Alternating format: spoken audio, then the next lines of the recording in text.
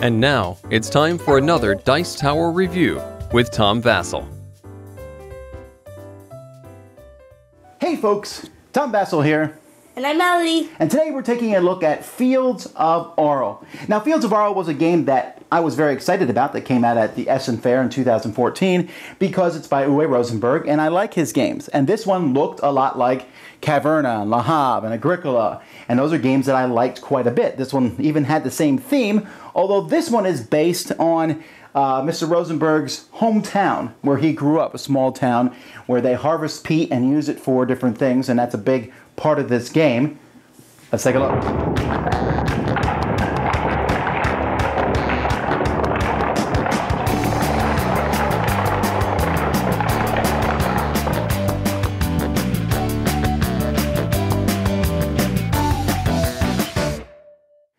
As you can see, there is a lot of real estate here. This for a two-player game, there's quite a bit, and this isn't even everything.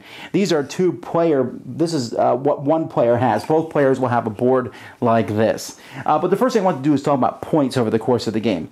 Now, over the course of the game, one of the things you're going to be doing is you're going to be getting a lot of different resources, producing, hides and wool and different types here, and you can see they're worth victory points. And if you manage to convert them into victory points into coats and boots and pants and shirts and such, they're worth more victory points. Many of the different things that you can build. Here's some wagons you can build, and over here are there's some buildings and forests and things, and these would actually be pretty big piles. I'm only showing you a few of each. And then on here, on your personal board, you have these bogs here that you need to drain, and if you don't, they're each worth -4 points. Even if you do drain them, they'll show up like this, and they'll have some peat on them that you'll be able to use for resources, but they're still worth -1, so you need to get rid of them. You also get points for animals. There's 3 different animals in the game. There's horses, and there's cows with stickers, and there's sheep, and the lowest number of animals you have gives you 1 point per animal. The second lowest gives you 1 point for every other animal. Also, during the course of the game, you're going to visit different places. You'll be doing that by visiting these towns, and then you stick them here in this road, and wherever your road goes to on the side, that's how many points you get. Then, your resources, you have resource tracks over here. They keep track of your food and your flax and your wheat and your carcasses and such, and if they're up in this top section, they'll score points for you. And then finally, over here in the main board, you see these different tracks for each player, the red and yellow player, these tool tracks, and if your pieces are over, you can see you can get points based there. And if you build all these special buildings that are here on the side of the board, you get points there. So that's pretty much a lot of different ways to get points. Now, the way you're going to do this, the game takes place over 9 half years. 5 of those years, half years, are the spring and summer, or summer-fall, I'm sorry.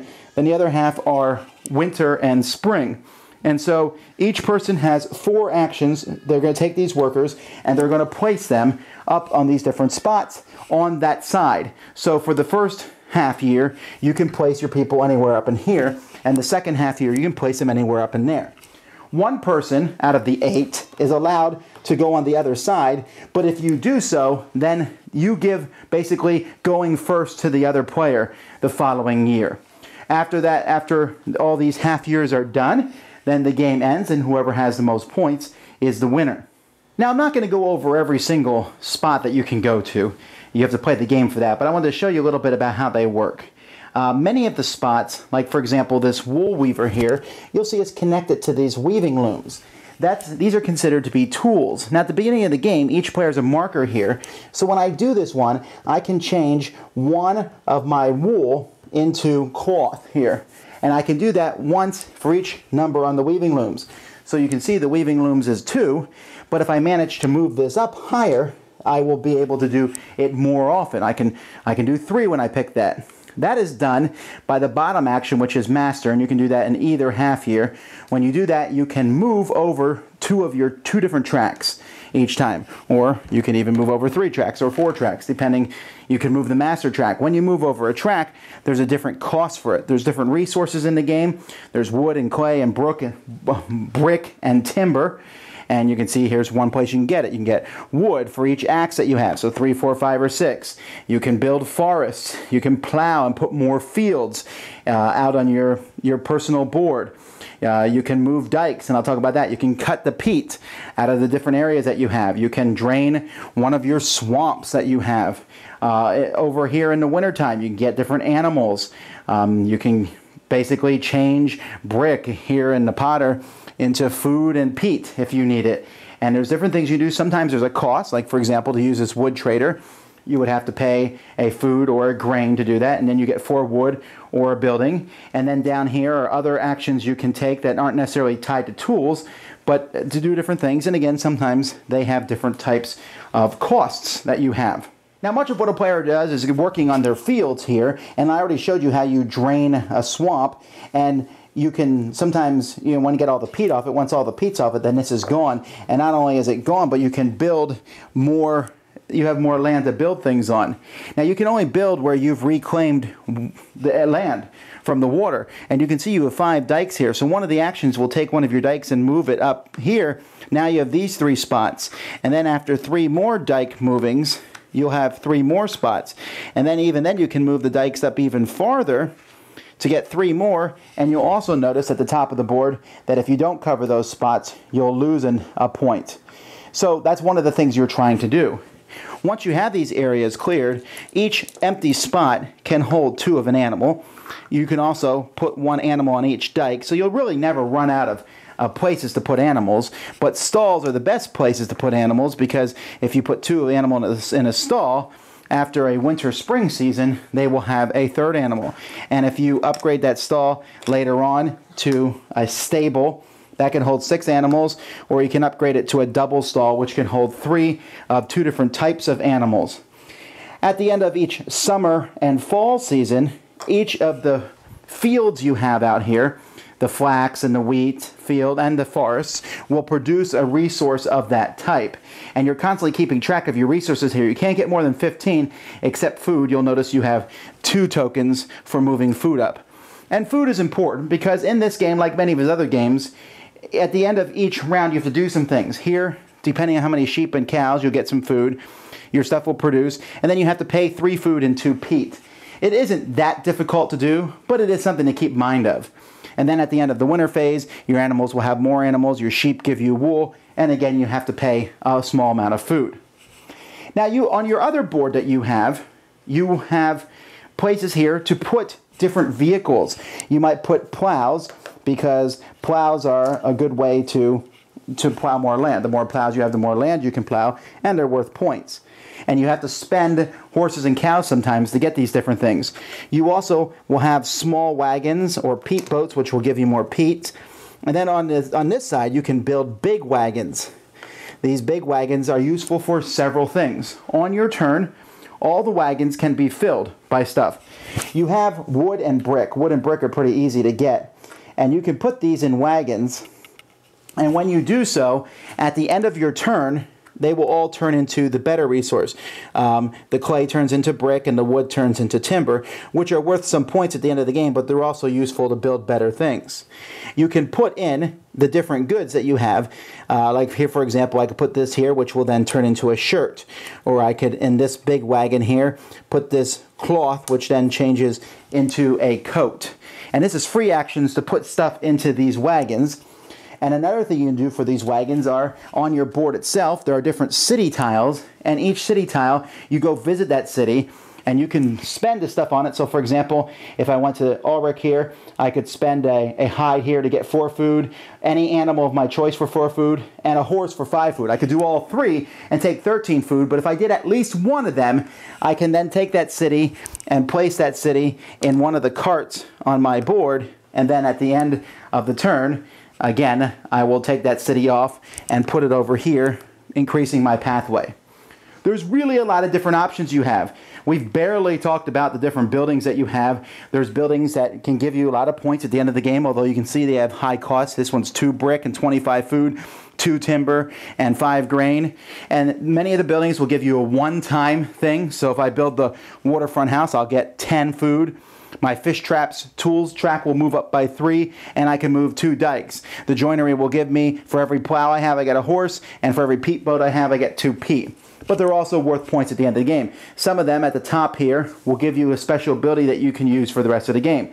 Like for the rest of the game, if I build this one, I can pay 1 brick and 4 food to change a stall into a stable. Here, anytime I have 2 or more horses, I can pay 3 flax to get another horse. And these buildings are not all in the game. There's some that are always in the game. These 6 and these 3, the big point ones, are always in the game. But the other ones are randomized, and so each game you'll have different buildings. And that's it. That's basically an overview of how the game works. When it's over, you take the score sheet that the game provides, and you will, look at all the different possibilities of points. You add them up together, and whoever has the most points is the winner. Okay, a lot of things to talk about here. First of all, I guess we should do you like the game? Yes, I really liked it. Since I really like Caverna, this game also, because it reminded me so much about it, I was like, yay! Yeah, really, I mean, there's no question that this game is very similar to Caverna. Now, they're not so similar that you'll say, oh, well, if you play one, the other one's just the same thing. They're very different games, but if you understand how one works, the other works the same way. This is kind of like if you took Caverna, added in a few elements of his other game that came out last year, Glass Road, and then added the scoring methods of Stefan Feld. Because in this game, you get points for everything. I mean, you get a lot of goods at the end of the game, you get points. You build lots of buildings, you get points. You build fields, woods, you get points. You drain the peat, you get points. You have lots of animals, you get points. You move your tracks up, you get lots of points. And I really feel like that's one of the strong points of the game, is that there's so many different ways to get points. What do you think about the components? There are a lot of them. But I did think they're really nice, like how you could do the road, that it actually looked like a road that you're doing, and the carts and stuff. I actually felt like I was doing like a field or something. Yeah, I mean, I felt like, I still don't know the best one. I know that definitely getting goods can get you a lot of points, but some of those buildings, the one thing I did learn is you can't do everything. Yeah. And I didn't feel that overwhelming, that like Agricola gives you, where I gotta feed my people every turn. You need food every turn, but it's not hard to get. At the beginning, it's like, oh, I gotta get food. But near the end of the game, you're like, oh, I already have that food. Yeah, there's so many ways to get food. And at the end of the game, you're thinking, how can I get a lot of food to get points on the resource track? Now, one of the things is this game takes up a lot of space on the table. Yeah. And it also takes up a lot of, you gotta look all over the board. Do you think there's like almost too much, or are you happy with the amount there is? Because it's a good game, I'm gonna say that I was okay with it. But my dad said it was like, you gotta look here, and then you gotta go over there to do something else, and yeah. My favorite thing about this game is the tools. I really enjoyed how moving them over lets you do an action more often. That's a neat thing. I like worker placement games anyway, where you put a worker out and do whatever it says. But this one, you put it out and you got a certain number of actions on many of the spaces. Like when I have my shovels up high and I'm moving and I'm digging for clay, if I have 5 shovels, I get 5 clay. But if I have 6 shovels, I get 6 clay. And I thought that was a neat mechanism. But you got to waste turns moving your tools up. So very interesting mix of things.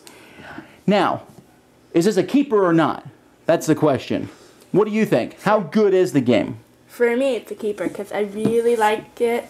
Like my dad said, worker placement games are like a top thing for me.